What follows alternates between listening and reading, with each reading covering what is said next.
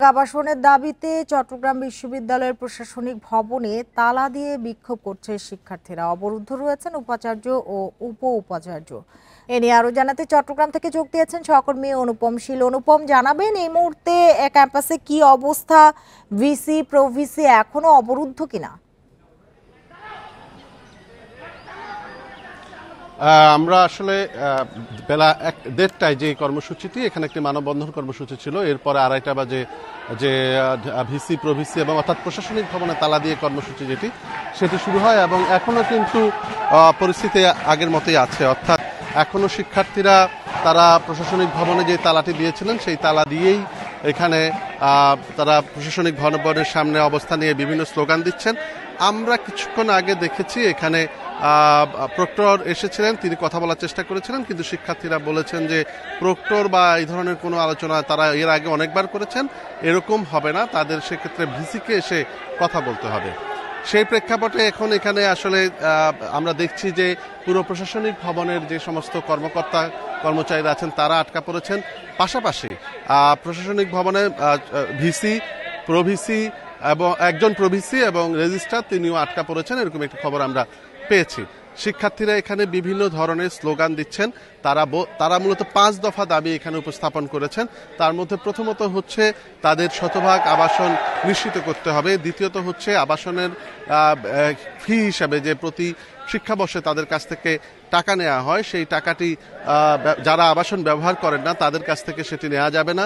তৃতীয়ত হচ্ছে যে এখানে যে সমস্ত শিক্ষার্থীরা চট্টগ্রাম বিশ্ববিদ্যালয় যেহেতু একটি হল বানানোর ক্ষেত্রে অনেক সময় লাগতে পারে, সেই সময়ে যেহেতু এখন তাৎক্ষণিকভাবে আবাসনের ব্যবস্থা করা যাচ্ছে না, সেক্ষেত্রে বিশ্ববিদ্যালয়ের আশেপাশে যে সমস্ত বেসরকারি পর্যায়ে ছাত্রদের থাকার ব্যবস্থাপনা আছে সেগুলো ভাড়া নিয়ে বিশ্ববিদ্যালয় কর্তৃপক্ষকে আসলে এই কাজটি করতে হবে। এবং আমরা ইতিমধ্যে যেটি দেখছি যে শিক্ষার্থীদের সাথে একটি আলোচনা চলছে এবং সেই আলোচনাকে কেন্দ্র করে কিন্তু অনেক শিক্ষার্থী আছেন তারা একটু প্রতিক্রিয়া দেখাচ্ছেন। তবে যেটি ধারণা করা হচ্ছে যে হয়তো এই বিষয়টি নিয়ে ভিসি মহোদয়ের সাথে শিক্ষার্থীদের যে প্রতিনিধি তাদের আলোচনার মাধ্যমে এই বিষয়টি হয়তো সমাধান হতে পারে।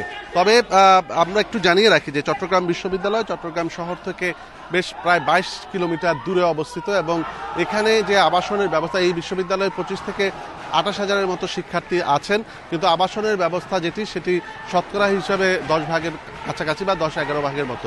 সেই কারণে বিপুল সংখ্যক শিক্ষার্থীকে যারা মূলত দেশের বিভিন্ন প্রান্ত থেকে এসে এই বিশ্ববিদ্যালয়ে পড়াশোনা করেন তাদেরকে বিশ্ববিদ্যালয়ের আশেপাশে অনেকগুলো ব্যক্তিগত ভবনে ভাড়া দিয়ে উচ্চ মূল্যের ভাড়া দিয়ে থাকতে হয়। এছাড়া তাদের খাবারের ব্যবস্থাপনাটাও একটি বড় সংকট, কারণ সাম্প্রতিক সময়গুলোতে আমরা দেখেছি যে বিশ্ববিদ্যালয় প্রশাসন হলের বাইরে একটা বিষয় আসলে স্পষ্ট করতে চাই, শতভাগ আবাসনের দাবি বলেছে সেই বিষয়টি, আরেকটি যে আবাসিক হলে আসন বরাদ্দে মেধা যাচাই প্রক্রিয়া তাদের বিপাকে ফেলেছে এমন একটি দাবি তুলেছে।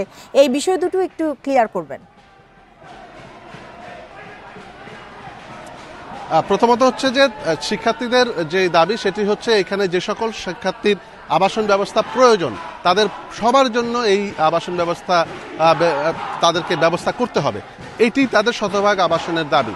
আর দ্বিতীয়ত যে মেধা যাচাই করে এখানে শিক্ষার্থীরা বলছেন যে তাদের যে হলে সিট বরাদ্দ, অর্থাৎ এখন যে সমস্ত সিটগুলো আছে সেই সিট বরাদ্দের ক্ষেত্রে যে নিয়মটি অনুসরণ করা হয় সেখানে শুধুমাত্র ফলাফল দেখে বা যে অনুসরণ করার কারণে যাদের দরকার নেই সেই সমস্ত শিক্ষার্থীও কিন্তু হলে সিট পেয়ে যান। অর্থাৎ যাদের হয়তো চট্টগ্রামের আশেপাশে থাকেন বা চট্টগ্রাম শহরে বসবাস করেন তারা হলে সিট পেয়ে যান, বা যারা আবেদন করছেন তাদের মধ্য থেকে অনেক সিট পেয়ে যান। কিন্তু এক্ষেত্রে বিশ্ববিদ্যালয় থেকে যদি শিক্ষার্থীদের বাড়ির দূরত্ব বিবেচনা নেওয়া হয়, অর্থাৎ তারা কে কোন জেলায় থাকেন বা সেই জেলা অনুযায়ী যদি এটি ভাগ করা হয় তাহলে হয়তো এই সমস্যাটির একটি যৌক্তিক সমাধান সম্ভব বলে শিক্ষার্থীরা মনে করছেন। বুঝতে পেরেছি। অনুপম শীল, আপনাকে অনেক ধন্যবাদ আমাদের সাথে যোগ দেওয়ার জন্য।